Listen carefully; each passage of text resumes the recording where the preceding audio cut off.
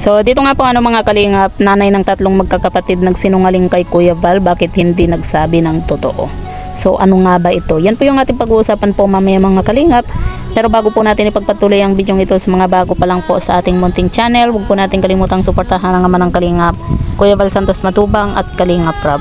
At paunawa, panoorin po muna ang full video bago mag-comment para malaman ang nilalaman nito. So dito nga po mga Kalingap, dinalaw nga po ni Kuya Val nga po itong tatlong magkakapatid, at nalaman nga po ni Kuya Val na kaya daw po tahimik at sobrang mahiyain po yung tatlong magkakapatid na ito ay dahil nga po sa unang-una wala po silang as in kapitbahay. Kumbaga nasanay po sila na sila lang po mga kalingap. At yan nga po mga kalingap, naglibot din po itong si Kuya Val nga po sa paligid po doon sa lugar kung saan po sila nakatira. At yun nga po mga kalingap, talagang makikita po natin na wala nga pong mga kapitbahay po kumbaga may kapitbahay man po sila pero malayo. Kaya yan po yung isa po sa dahilan kung bakit ganyan na lang po yung tatlong magkakapatid nga po. Pero yun nga po mga kalingap, marami po yung naiinis nga po dito nga po sa tatlong magkakapatid at maging dito kay nanay sa pagpunta po ni Kuya Val.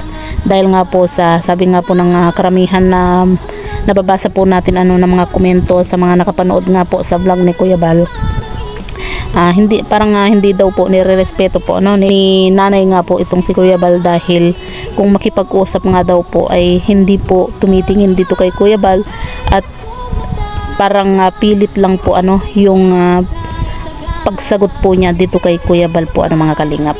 At yan nga po mga kalingap, nasabi nga po ni Kuya Val na yung about nga po dun sa cellphone, kasi nakita po ni Kuya Val na mayroon nga pong hawak na cellphone nga po yung ang pagkakalam ko po ay itong si Chris.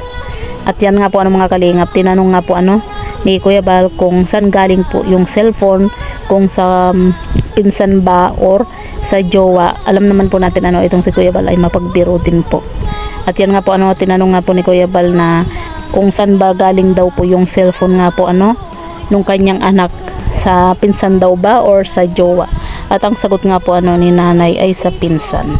Kaya nasabi po natin na nagsinungaling po itong si nanay nga po dito kay Kuya Val, dahil nga po sa hindi po siya nagsabi po ng totoo. Dahil pwede naman po niyang sabihin na ibinigay po yun yung cellphone na yun ng isang tumulong po sa kanya, at si Kalingap Rob nga po yun. Marahil hindi po kilala talaga ni nanay po itong si Kuya Val, at hindi rin po niya alam na si Kuya Val po ay tatay po ni Kalingap Rob. Kaya ganun na lang po makipag-usap po itong si nanay na hindi po siya tumitingin dito kay Kuya Val. Siguro isa rin po sa dahilan kung bakit ganyan po makipag-usap itong si nanay. Hindi po natin alam hindi po natin sure kung bakit ganyan po makipag-usap sa nanay nga po dito kay Kuya Val. Isa po sa dahilan, baka ayaw po ni nanay na meron pong mag-vlog po sa kanya na iba.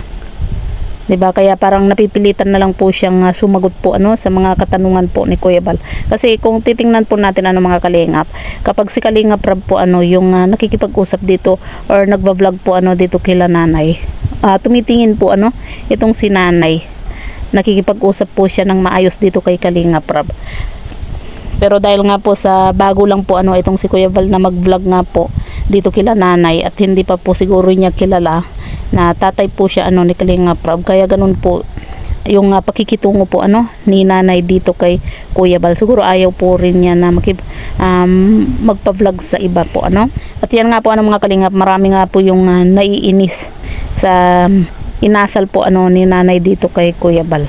At marami din po yung naiinis nga po na sabi nga po nila na wag na nga daw pong tulungan. Iba na lang daw po ang tulungan nga po Pero para sa atin po mga kalingap, mas kailangan din po ng tatlong magkakapatid na ito yung tulong po talaga ng kalingap.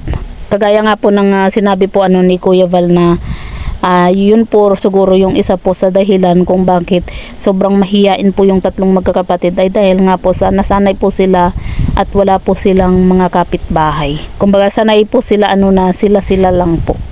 Kasi 'di ba sa mga upload po ni Kalingap Rob, nalaman din po natin na may nagtitinda nga po itong tatlong magkakapatid na ito, pero halos hindi po sila nagsasalita.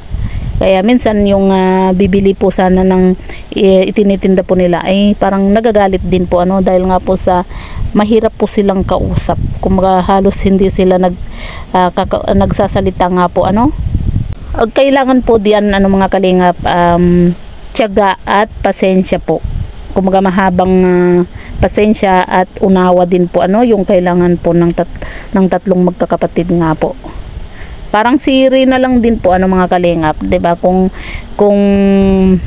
sinukuan na po ni Kalingap Rab noon itong si Rina dahil nga po sa pabalik-balik po yung sakit po niya, hindi po natin makikita po itong si Rina na gumaling.